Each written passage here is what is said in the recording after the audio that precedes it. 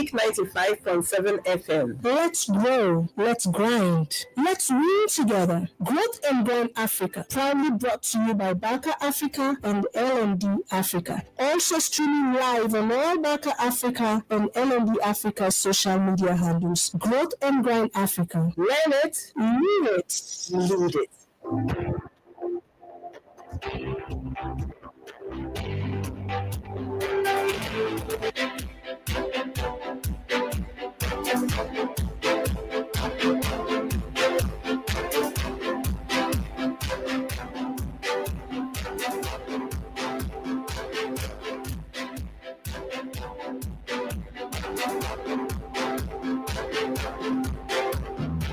Hi, I'm Liziane Kwabeji. It's Thursday, and you know what that means? Coach Margaret Jackson here. It's time to grow and grind with us right here on Unique 95.7 FM. So join us this and every Thursday at 5 p.m. as we talk strategy, mindset, and real growth. No fluff, just tools, stories, and ideas to help you win in life and business. So don't miss it. It is Growth and Grind Africa every Thursday at 5 p.m. on Unique 95.7 FM. Let's grow, let's grind, let's win together. Growth and Grind Africa, proudly brought to you by Barker Africa and L&D Africa. Also streaming live on all Barker Africa and L&D Africa social media handles. Growth and Grind Africa. Learn it, Live it. lead it.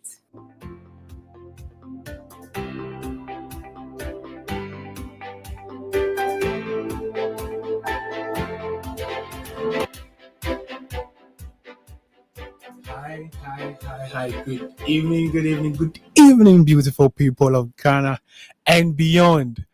It might be evening where you are, it might be afternoon. So good afternoon to you. Good afternoon, beautiful people. It feels so good to say this again. It's actually been a while since I sat in this chair to say good evening. So good evening, everyone.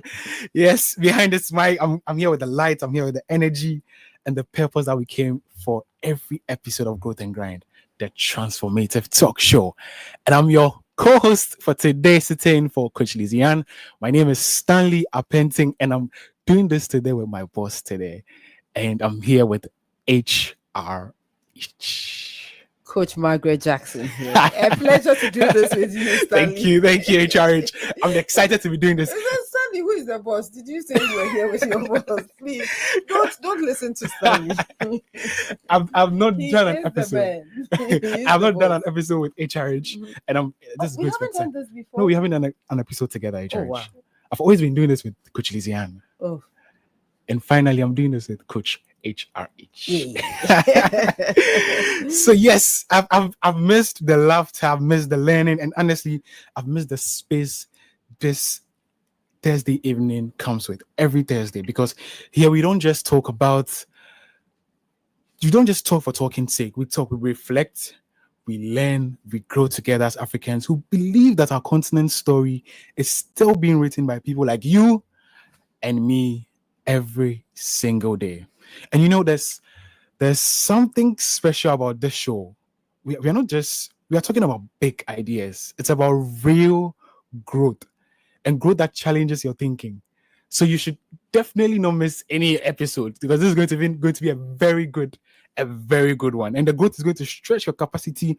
It's going to help you to think beyond your horizon, and it's giving you the excitement that never fades. And that's what Growth and Grind Africa is about. So powerful. The blend of inspiration, real talk, transformation that we are sharing on this platform week after week. Now, if you're just tuning in, welcome to this exciting episode of Growth and Grind Africa. And tonight's conversation, this one hits close to home, especially for those of us who have been part of the incredible conversations and panels and webinars of the L&D Africa Conference 2025. Yes. And the similar transformative gathering across the continent. This is just a reflective episode of the L&D Africa Conference 2025. And tonight we are diving deep into a topic that's both timeless and timely, and beyond the hype. It's tuning the conference inside. You're making me into feel lasting beyond growth. the hype. beyond the hype. So let's all be honest. We've all been there. You've attended a great conference. You come back full of fire. Your notebooks is filled with so much notes. Your LinkedIn is even buzzing with conference. I can't lie, my LinkedIn is also buzzing with conference pictures. Even me, it's Even buzzing. Charlie, it's popping. It's popping. And I'm just clocking for We are clocking it. We are clocking it. Yes, we are clocking it. And for a week or two, you're unstoppable. When you come back from a conference, you talk about the strategy, you talk about the ideas, the innovation. You even promise yourself that this time you're really going to change how you work from the conference, how you lead, how you grow. But then life happens. You implement some things, but life happens. But the meetings pile up. Then you get more emails that are taking over. The energy is dipping. And before you know it, the whole world is changing and the ideas are sitting quietly somewhere in your notepad, in your notebook, collecting digital dust. It's not physical dust, digital dust. Later, you will explain to me how you collect digital dust. Yes. So tonight we are going to have a very honest conversation. How do we really move from inspiration to implementing the things we gather in the conference? How do we make sure that all the powerful insights we gain at these conferences, they actually translate into a lasting change? And then in our organization, in our leadership, and even in our personal growth journeys, because that's all Growth and Grind Africa is about. Because at the end of the day, the true test of growth isn't what we hear, it's what we do after hearing the stops. And that's what we are going to be unpacking tonight. And I have to say, being away from the show for a bit has reminded me how important these conversations are. Every time I sit here, I'm reminded that growth isn't a solo act, it's a shared journey. So we exchange the ideas, the stories, the commitment to keep becoming better versions of ourselves. And speaking of the shared journeys, we are not doing this alone tonight. We have one of the he was a very good participant at the conference. He was the best participant at the conference. Only a participant? Tell them. And he was a speaker. Yay. And a speaker as well. So beside me, as always, is the heartbeat of Growth and Grind Africa, Coach Margaret Jackson. And we are going to hand over to her shortly to take us away with the conversation with our guest in the studio. Oh, okay. With our guest in the studio. So she is none other than the managing partner of Rainbow Consult. Ladies and gentlemen, I'm handing you off to HRH. Yay, HRH in the house. But you see, I look at this gentleman who is full of fire, energy. George, tell them who you are. This time I'm not going to introduce you. I want you to introduce yourself. Nobody. I mean, I don't think I should be introducing you. Yes, because you are young, you are energetic, you are vibrant, you are full of passion. Please share your passion, spread it. That's what I'm here for. 100%. My name is George Ofori. I am the Human Resource Superintendent with Contracts Mining Company Rockshore International. We are based in Accra. We have mine sites all over Ghana. And I am, first and foremost, really honored to be here, to be back in radio. I mean, hearing my voice through like the radio tube is it's evoking so many fantastic memories. And I'm so happy to share basically some of what I learned and some of how we can use what we learned to sort of accelerate change and, inspire to more development in organizations. So guys, let's just get into it. Someone told me a long time ago, and I thought it was so funny. He said, "Didn't I say? I say, man can't show." What was the experience like for you during the conference? Well, the conference was first and foremost, it's almost like an unknown quantity, because you know that you are going to discuss certain themes that have been given beforehand. I was also a speaker and had the grand honor of doing so I had obviously a preparation for that. What I very much was not prepared for was just the people aspect of it, coming and then the first thing I really felt was a strong sense of being welcome. I think we used all the languages available to say welcome to each other. Oh yes, I remember that. Oh, you loved it. Oh yeah. Oh, wow. It's great because it makes you feel. I mean, obviously, it makes you feel that you are wanted there, but it's just a nice touch to kind of break down any lingering. Oh, new people. That kind of I stuff. never got round to saying the Ugandan one. Oh, it was long. It's long. It's a whole sentence. It was so, the rhythm, the way, Yeah. African language can be so beautiful. The Mhm. way she did it. She did. She did though, and they were, it was kind of like okay, but based on the pronoun, I was like, hey, Charlie. that phone crowd. Okay, I see. Yeah, no, it was Aquaba, and That's we were it. done. And we were done. And we didn't even get into the Obake one. So No. I know. We shall keep this one an Obake free debate zone. conversation. But no, but it was lovely. The people, the enthusiasm. When people come together and make it a point to want to create something that lasts, something that you can transfer emotion and personality and a lot of learning, then you just get these nice sort of groupings of people with a common goal, and it's just really fun. Yeah, we had a lot of fun. Yeah. We danced a lot too. We danced. We danced a lot. That's the way Africans learn. It's true. Like I've never posited myself as a public dancer, but that might change. and the Russian who came. Yes. We had a dancing to our Russian as listeners, well. we had participants even from Russia, even though it was Learning and Development Africa. Absolutely. It tells me we're doing something. We are shaping. It is reaching out, and I think people can definitely see themselves in the messaging in it, which is today I'm here. Tomorrow I want to get there. How can I get there? You cannot do it alone. It has to be in a community. It has to be in, in a space with other people. So yeah, it reaches out even to Russia. Yeah. I was amazed when I entered the room. I was like, "Is this gentleman in the right place?" Then I think he could tell. It was all written over me. So he just looked at me and nodded to say, "Yes, I know where I am, and I want to learn." I was not in the wrong conference room. Yes. No. He was very much in the right conference room. Yes, and for me, it's at my age, you think you've seen it all, you know it all, until you enter such spaces and realize that something new every time.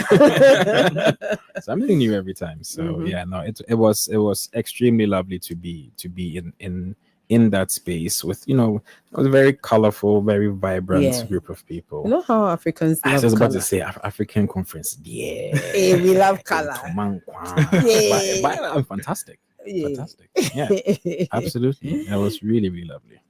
Normally people say when you attend conferences, maybe 72 hours after that, you have all those conference hangovers and stuff like that. I know you did organizational psychology. Yes. You didn't tell them. Oh, it's true. He did organizational psychology. There's a reason why I'm here. Yeah, there's a reason why George is here. Yes.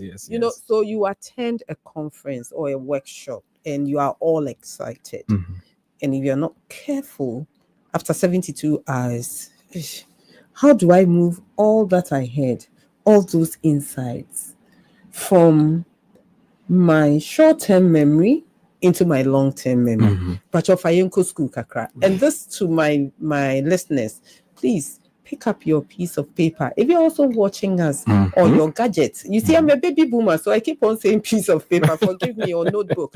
But you can also take your gadget, whichever works for you, and put down a few points, because George is going to teach. Yes. I'm going to teach. Please. George is going to teach. I'm wearing a political suit for the listeners. The listeners who cannot see who cannot see me. So just imagine political suits and know what is coming. So the way memory works is very interesting. We have a short-term memory and we have a consolidated long-term memory. And in the short-term memory, the research shows that you can hold up to 7 to 8 items in your short-term memory at the same time. So 7 to 8 pair. Yeah, 7 to 8 pair. And and these are fully fledged items that you can always recall.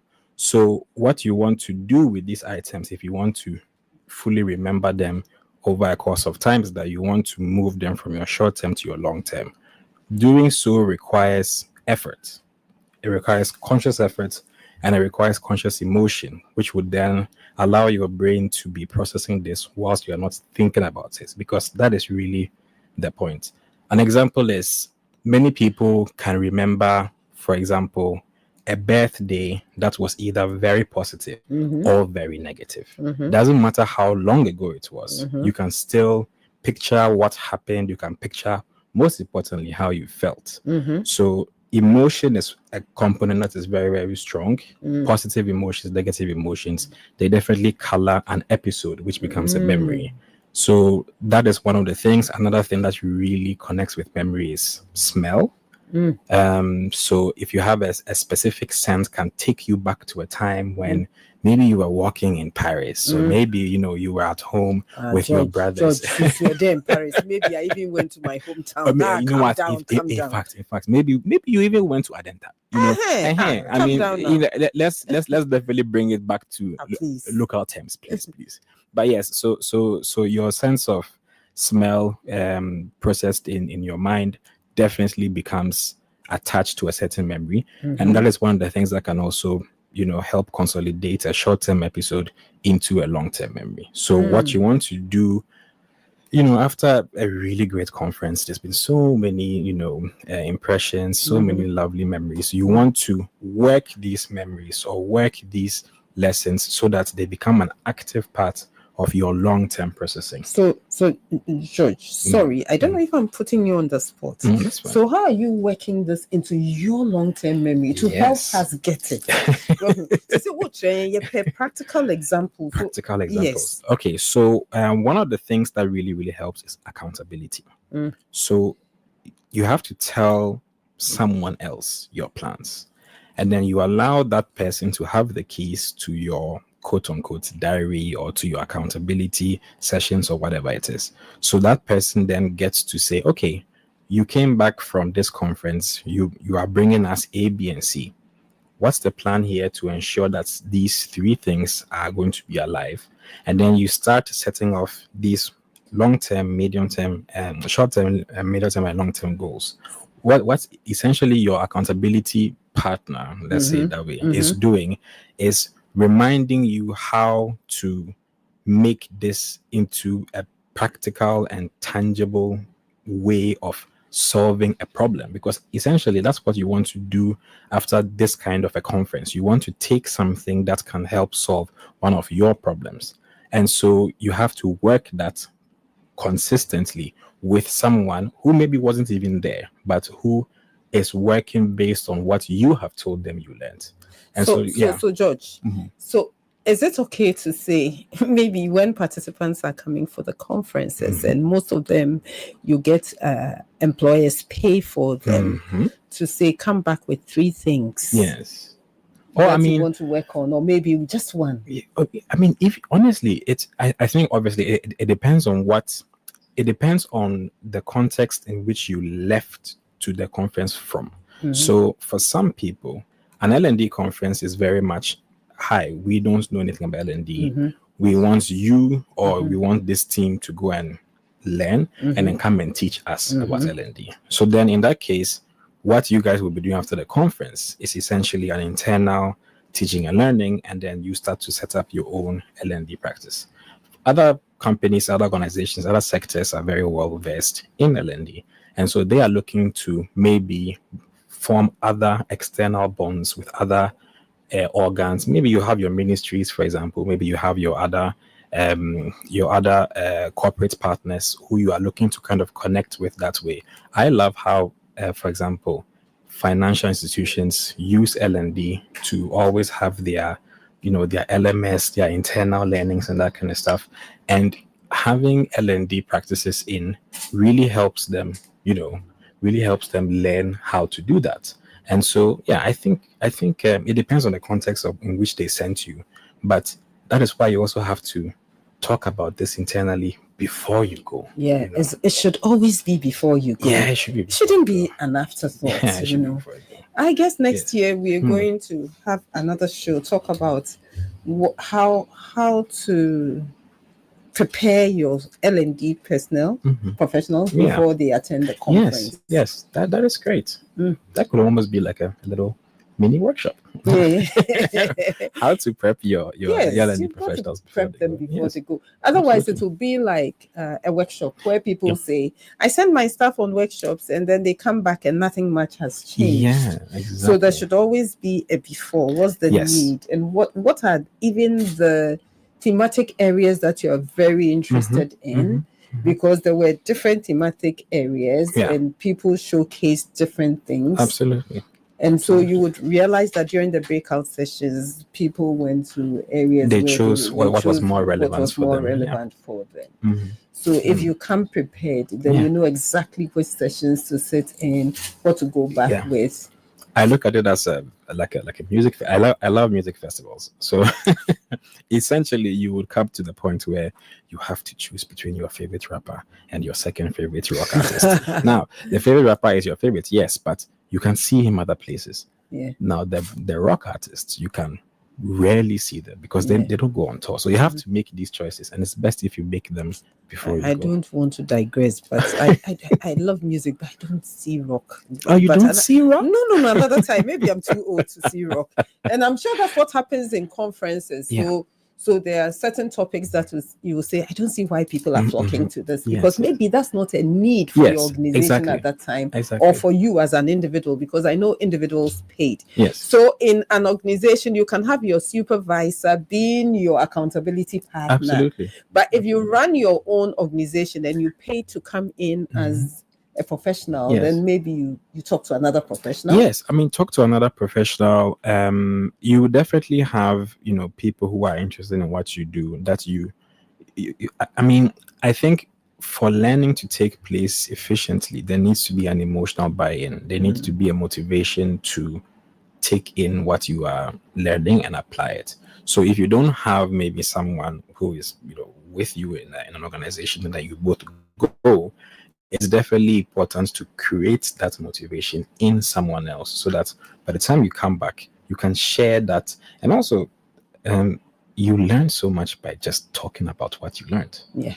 It's phenomenal. Yeah. By teaching others. It's a great way to take that short-term episode into your long-term consolidation. Oh, that's also possible, right? Yes. So you come back and organize like a workshop for your colleagues. A workshop, a conversation, maybe not like a full presentation, but a conversation, a workshop where you are bringing essentially what you have learned, and then together you guys are finding out where they fit in solving your organization's challenges, and it's a really great way to learn. Wow. Yeah. Wow. Thank you very much. Most attendees came to the workshop, and when you interview them, they say, I want to go back. What you said, just segue it into my my third question. Like, they want to go back and teach. Yeah. And they want to transfer the knowledge. Yeah. What's the most effective way of doing this? To their team members. Yes, to their team members, internally. I think so if I can borrow a little bit of what I spoke about at the conference, which was, just didactics and adjusting how you teach to the person that you're teaching to. Please, guys, he's not going to speak a little bit because I want him to use this to segue into that and end on that, because I want you to have a mini micro. What do you say now? Oh yes. What do we say? Stanley, yes. What do we say? Mini micro. No, we want you to summarize what you did. Yeah. Because I think it is so important. If you are listening to us and you are out there, you've got to pick up your gadget again and put down a few points, because he spoke a lot about this on how to make learning interactive and how to make sure that learning sticks. Yes. Yes, because that is essentially what you want. You want what you're learning to come alive. And There are, there's many different ways of doing that. So we shan't cover, sort of all of them. But if you are, for example, you're bringing back what you've learned from this kind of a conference, you want to get, your teammates in and engaged. Okay, guys, we had an issue, for example, with with engagement, getting our staff engaged in their tasks. I went to the conference, got so many great tips on how to create motivation, how to create accountability, but most importantly, how to have fun whilst we're doing it. Yeah. When I was there, for example, there we had a session about a gamified virtual sort of treasure hunt, right? And we enjoyed ourselves in that had it, session. yes. I hear those who were in the other session really wanted to leave. They and join us. and they chose wrong. No, they chose according to what they they chose needed. according to what, like, it's you true, know. it's true. But one of us got a gift anyway. But You are sure. small. The treasure hunt, for example, super interactive and fun way to ensure that the most important bits of learning that needs to be done so that your team members or your employees are fully engaged and knowledgeable about your processes. You turn it into a bit of a game. Use some game theory. Games are great because they reward you, they activate your dopamine centers immediately, and they keep you going next level. Let me see you. George, pardon what is them. dopamine? You've got to break it down It's to true, someone it's like true. you. I'm It's not an true. organizational psychologist like you.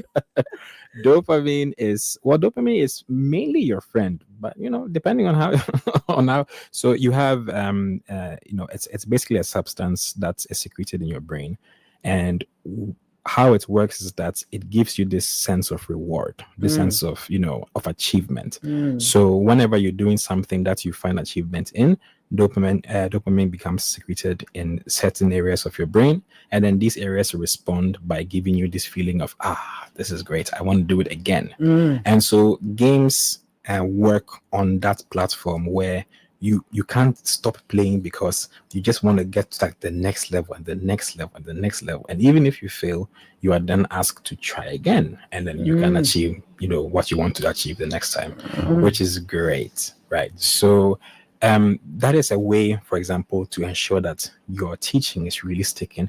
You turn it into a game, into a bit of a competition. You introduce different elements that make people engaged and that make them have fun. You cannot underestimate the importance of positive emotions. For example, when you're learning, you feel that, okay, I'm getting it. I understand. There are so many different parts of our mind that becomes activated when we feel that we are being listened to, that we understand what is going on, and that we are also achieving at the same time. So just different little niche ways to get people engaged with that helps you teach them what you have learned, but also helps you tackle the broader issue, which is how can we create engagement. Maybe you work in shorter time intervals, take little breaks together, introduce little nifty corporate things like a coffee break. This is really great for this dopamine release. But George, I know that normally we attend workshops, Yes. and we have a 10 o'clock coffee break, 12 or one lunch, and then maybe around 3:15 another coffee break. Yeah. Is that okay? Or should we have shorter intervals? I think, that is actually, I'm happy that that's one of the things that is so nice about LND Africa, because we find out that culturally people respond very differently to these kind of things. So where we were, tea is very important.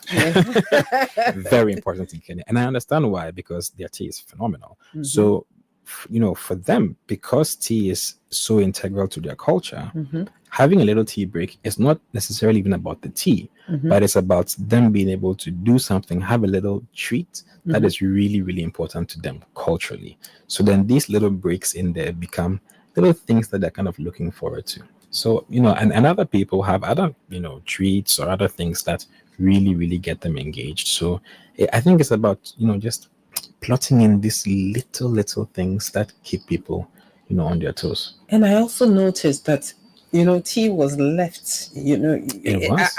After tea break, you still you could walk outside for some tea. Yes. So if you're organizing a workshop or you are training your staff, don't wait for only the designated time for tea, because allow people to walk. Yes. You can leave that in the training room. Yes, just tea just and maybe coffee, coffee and some juice. Yeah, some juice, small snack, a little bit of fruit. Juice. Yes. I mean, maybe cut up fruit, just stuff to because I think sometimes these little snacks too become like secondary things that we are doing whilst we are talking, whilst we are thinking. We are chewing on some pineapple or an orange, and all of these things also remind you of when you're just having fun at home. For example, you're having a piece of fruit and you are watching a favorite show or something, and then you're having a piece of fruit. Now in a conference, you are engaged in a conversation, and subconsciously you are making yourself more receptive to something that is positive. And so that again, little walk. And that little walk. Yes, that little walk. For the coffee or the tea. Yes, that's magic. It's anticipation. It's like, this is going to be great. So you spoke to us about the coffee, the tea, gamification. What else would you suggest? Because I know you spoke at length on this. So what else would you suggest? Yeah, exactly. So I think in terms of like didactics, the really important thing is to think about who it is you are talking to. So we heard so much at the conference about the importance of building good teams.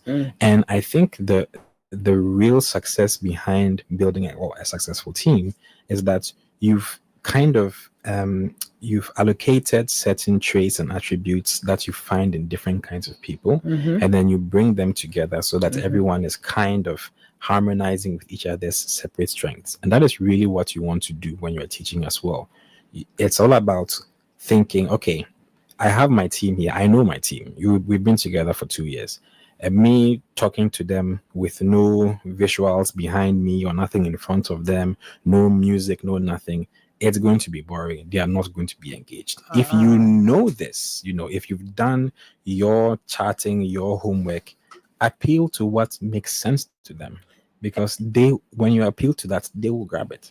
And I know that music does wonders, and we are Africans. Yes, we love music. We love to dance. That's part of the way we used to learn. By the fireside. Oh yes.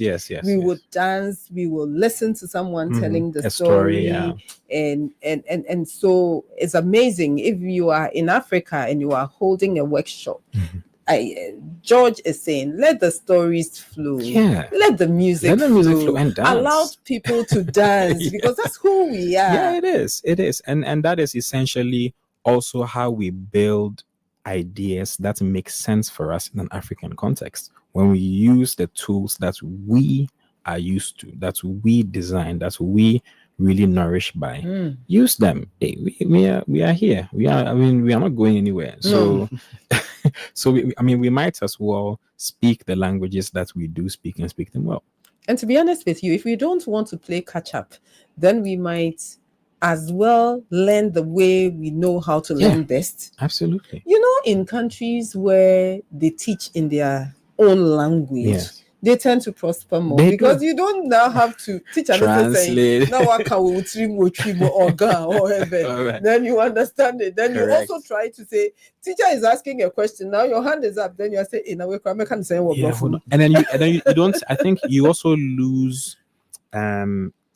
You don't lose like necessarily the words or the vocabulary so much anyway, but you lose a lot of the feeling. Language is also emotion, and there's a lot of there's a lot of if you think of language as kind of like a skeleton structure, there's a lot of sort of like collagen and stuff like that makes the structure strong in language. So if you are speaking in a language that is not necessarily 100% yours natively, a lot of nuance can be missing as well. So I feel that we just have to lean very much into what it is that makes us ourselves uniquely, culturally.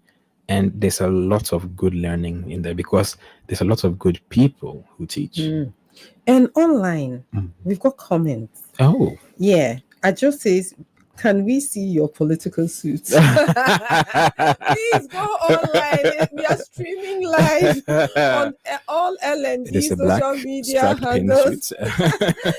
and Becca Africa social media platforms as well. So please go check him out. Absolutely. And then Beatrice Jan says, this is beautiful. On site, we've enrolled Beatrice, a short 10 to 15 minutes time out for learning as well, reducing fatigue, Yes. called STP. Yes. Stop, think, and prevent. Oh, she says it's something, but I don't see the rest. Thank you very much, our callers. Yes, and Beatrice is one of our fantastic HR admin officers. Wow. And these are the things that people like Beatrice are very interested in, because we're coming at this industry and sector from a very humanist perspective, even though it is very technical. I know all mining people, don't clutch your pearls immediately, but there are people who are doing it. And so we can also appeal to the humanist, soft skill based side of people as well. And now we even call them the power skills. They're power skills. Yeah, yes, they are the power skills. They're not soft. They're not soft. They are not soft. Yeah, it's true. They are the skills that you may get through the door, but they are the skills that give you a seat on the high table. 100%. Because at the end of the day, you would have two people who are equally qualified for the same top position, but then you choose the one you like the best, regardless. Or the one who connects the best with you. Yes. So it's all about the power skills now.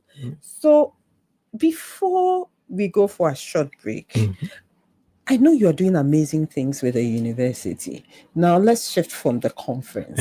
Let's look at what you're doing with the university. Can you share with us? Well, I'd like to hear a bit about that. Yes. So there's definitely. You thought I didn't know. Oh, who found this? Research. So we had a really lovely time in July when we went for the Career and Innovation Fair with the University of Mainz.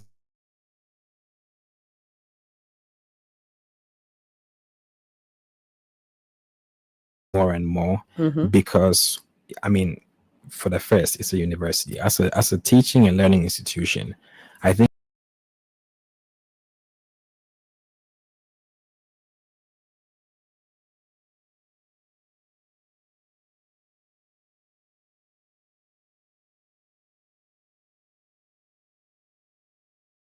to be innovative. And I think this thing with disruption and innovation is super important, because we need new solutions to all the new challenges that are coming. And I'm so happy that we've reached a point, I feel generally, where we are not kind of like sticking our heads in the sand, even though we found out during that's ostriches. The ostriches. Put their heads in the sand. It doesn't mean they're not doing anything. Exactly. They're not. They are just watching over eggs.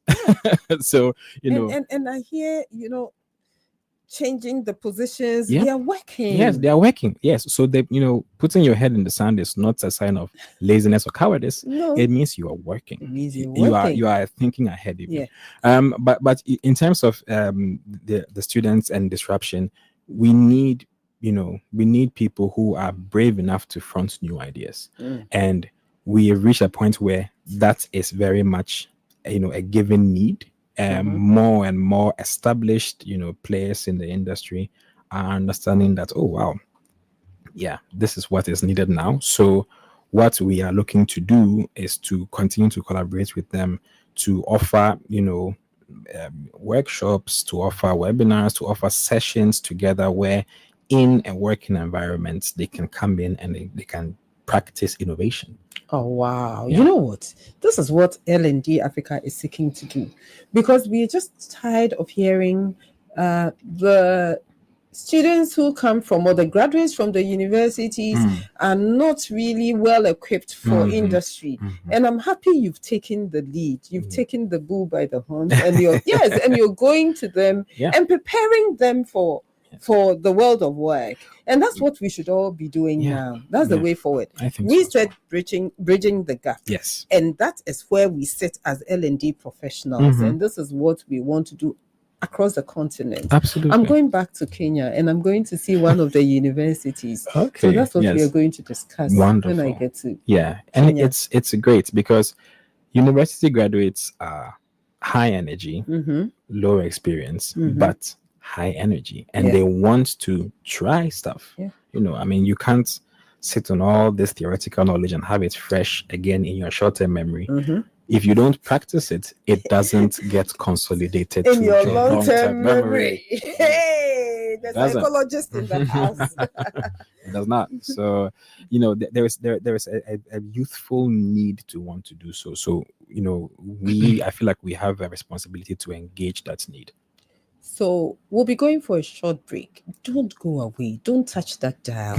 So please, that break is for our song of the week. Yeah.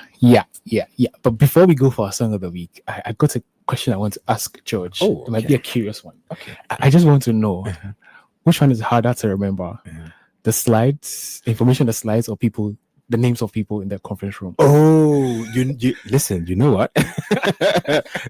I mean, the name. Okay, to be fair, the names actually weren't very they're not that long actually.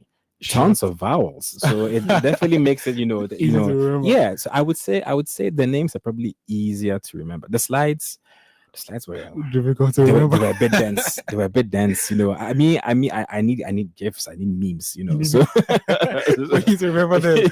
Okay. Exactly. Yeah, for sure. Wow. This was a very good conversation. So you know how we do this on Growth and Grind. We are not going to just keep you going like that. We have to, just as George said, in his team, when he's trying to have a session with them, without music, without a picture, without something in the background, they tend to tune out. It becomes boring. So with Growth and Grind Africa, we don't want to make this boring at all. We have the song of the day. And today's song of the day is Let's Go to School. And it's by the amazing Masaka Kids Africana, a group of African talented children from Uganda. And they've touched hearts all over the world. So as you listen to this song, let it remind you that growth starts with curiosity, with the willingness to keep learning, to keep showing up, to keep saying, let's go, even when it's tough. So here it is, Let's Go to School by Masaka Kids Africana, right here on Growth and Grind Africa, powered by LND Africa, Baker Africa, on Radio Ghana 95.7 FM. Let's listen. Master Kids Africana, it's time to go to school. Wake up! Let's go to school, so we never retire. I'll never look my back. Pick up your shoes, pull up your socks and go. Let's go to school, so we never retire. I'll never look my back. Pick up your shoes, pull up your socks and go. I wake up in the morning, I wash up my face, I lift up my eyes and pray to the Father to guide on my way. I look into my future, just how I want to be. I can never be so sad, worried in my life. Dimupumuni no musinji, okusoma anti kwe musinji. It's the key to the future, everywhere I go. Let's go to school, so we never retire. I'll never look my back. Pick up your shoes, pull up your socks and go. Let's go to school, so we never retire. I'll never look my back. Pick up your shoes, pull up your socks and go. I wanna be a doctor when I grow up. Treat all my friends and the people at home. Teach them to love my mother, and my father, my country. Panina masubi tene. What the pieces of love. So go wasaba.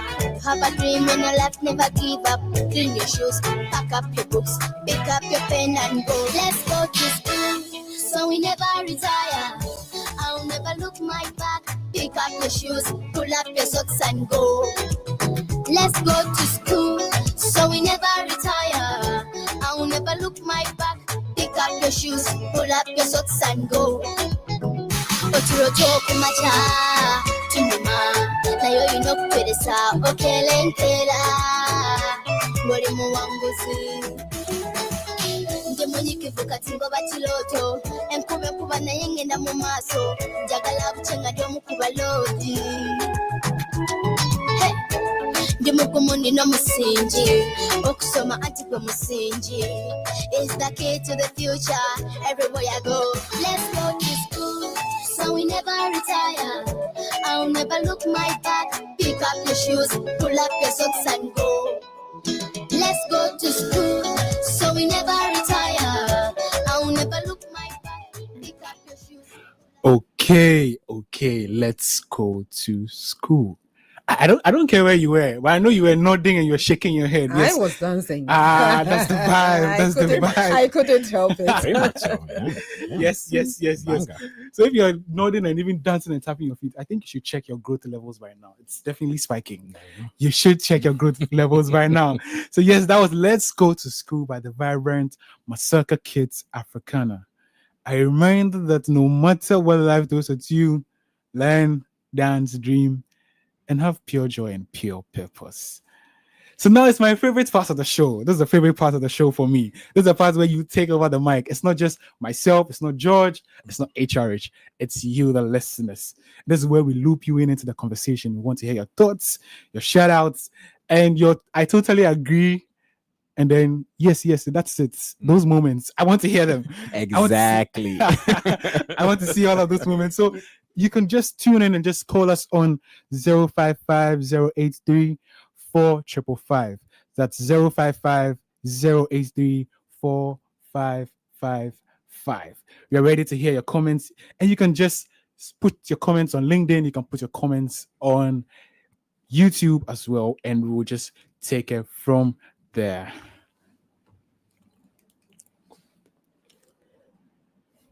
So, George, while we wait for listeners, I still am interested in that journey with the students. How have they been, and how have they taken this? Yeah. So after the fair that we had, what we are essentially looking to do is to engage them more. I think first and foremost, where we are right now is that we just want to ensure that we are talking about something that all parties are interested in. So it's I mean, not necessarily like a needs assessment, because that sounds very sort of like transactional, but it's more of, guys, you know, in entering this sector and entering this business, what do you care about? There's a lot of work right now being done, for example, around sustainability and how, you know, tech and AI is being used to leverage different policies and processes that would help with sustainability. We are in an industry that has many challenges when it comes to especially the environmental side of sustainability. And there is something about trying to create, you know, obviously a safe industry that has enough of a difference between, you know, what you'd have as your sort of your quote unquote legal regulated mining, and then you have, you know, your artisanal and very often illegal mining. So there's a lot of teaching that needs to be done there. I think people hear mining and they go, oh, you know, Oh, now we all go and mining. Yes, mining, and I understand why, because that is where, you know, a lot of the news stories definitely come in. So I think in teaching, you know, the general public what the differences are, where, you know, the responsibility and policies lie, we can do this with students. Because students are coming to enter this industry. Catch them young. Yes. Yes. I mean, yes, they're entering this industry, and many of them are very eager to work. Many have reached out and really, really want to start immediately. And I wish we had capacity to have them all, very literally, but we sadly do not yet anyway. But what we can do is that together with them, we can start creating the industry that they want to be a part of when they start working. And part of that is this information battle against illegal mining, for example, making sure that you have your local communities, you have all your interested parties knowing the differences between what is going on that is not regulated and what is going on that's very much is regulated, helps us to, obviously work on the public understanding of the industry, but also helps us probably to get more people, hopefully more and more, over to a side where they can use their skills and that kind of stuff for competent contribution to regulated mining, because many of them are skillful. That is the thing. So how can we train, how can we employ, how can we make them a part of a conversation of national security and national interest where they can actually contribute to creating value? Oh, so are you training or educating the communities as well? So that is definitely part of the next level, and that we are looking to reach now. First and foremost, what we do is that we hire a lot of the especially the youth in the communities. They become a part of our workforce, and then we also need to create enough engagement with them so that even those who are not hired maybe yet are still very much in the know about the inner workings of how mining is, how it works, and the infrastructure that is needed to make it safe. And so the information part is kind of where we are coming to now. First, we want to, you want to create a lot of skilled workforce in an area that has unskilled workers. And that is really, where that change is happening now. And then we move on to more of the information. Stanley. HRH. Stanley. HRH. Stanley. HRH. How many times did I call you? It means it's time for adverts. Yes. Let's Look take at the way you kept on looking at John. You had forgotten about Don't forget it, but I want to swoop in with another question again before we go on. I don't know if you don't mind. We don't. No, okay. Do you Okay. mind? Oh, no. No. I want to know what's your take on networking at conference events like this. Yeah. How do you take advantage of such situations, and how do you go about networking at such events? You know what? I approach this the same way I approach. Again, I'm going to go to the music festival thing.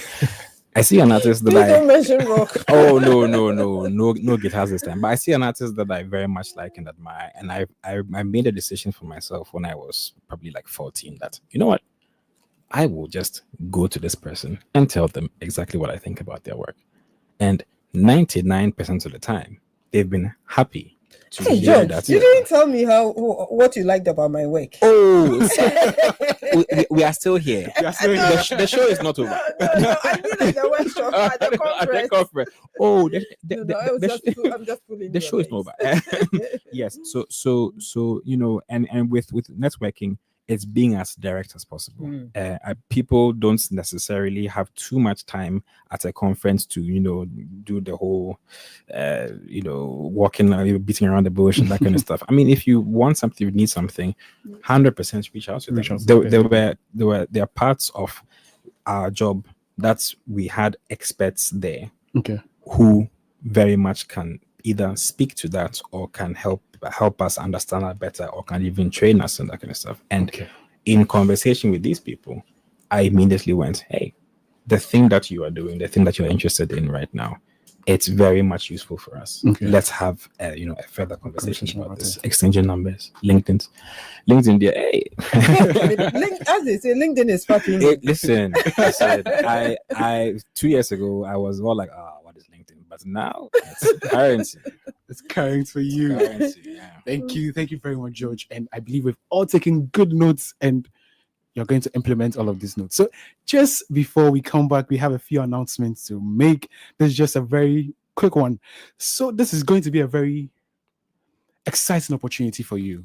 So especially if you're a facilitator, you're a trainer, or you work in L&D. So from the 3rd to the 7th of November 2025, Rainbow Consult will be hosting the Facilitating Face-to-Face Learning Program. And it's happening at National Banking College. Why should you attend? It's very important, and I want to share with you why you should attend. It's going to help. You're going to discover proven facilitation techniques that will actually drive engagements and results in your team. You're going to build confidence as a trainer or as a learning professional, and you're going to earn a certification that adds real value to your career. For me, I was just going to put it on my LinkedIn. I don't know for you. And it's an International Finance Corporation, an arm of the World Bank, Yes. and the Learning and Performance Institute based in the UK. Yes. That will be Given- giving out at the the training. certificates. Yes. Phenomenal. Yes. So if you're ready to level up your facilitation skills, you don't want to wait, you don't want to miss this opportunity, secure a spot, you can just go to our website, www.rainbow-consult.com. You could just get all our details, just send us an email, or just ring us on the phone. We are always happy to have a conversation with you. Yes. And also, just keep your comments coming in. We are just waiting on your comments. If you have anything to share with us, we are looking forward to putting them out there.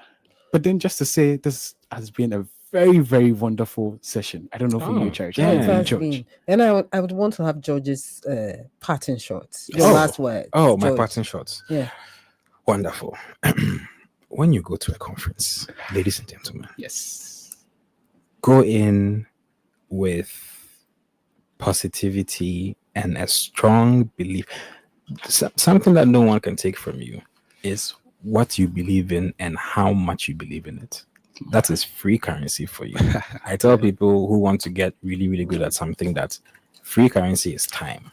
Honestly, just spend a lot of time and think a lot about what you want to do, and you can invest all of that time into getting better and better and better and better.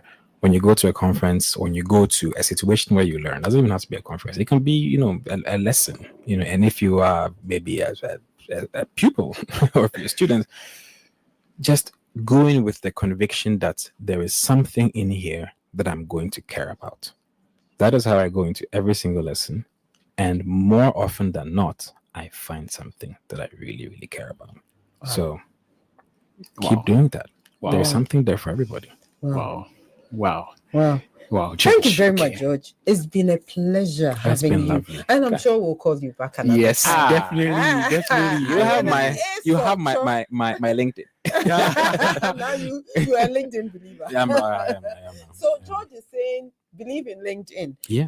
There's one announcement from Becca Africa. Yes, and Becca Africa is also hosting their African Youth Leadership Webinar Series, and it's going to be about mental health and leadership, leading while you take care of yourself. So you don't want to miss this webinar series from Becca Africa.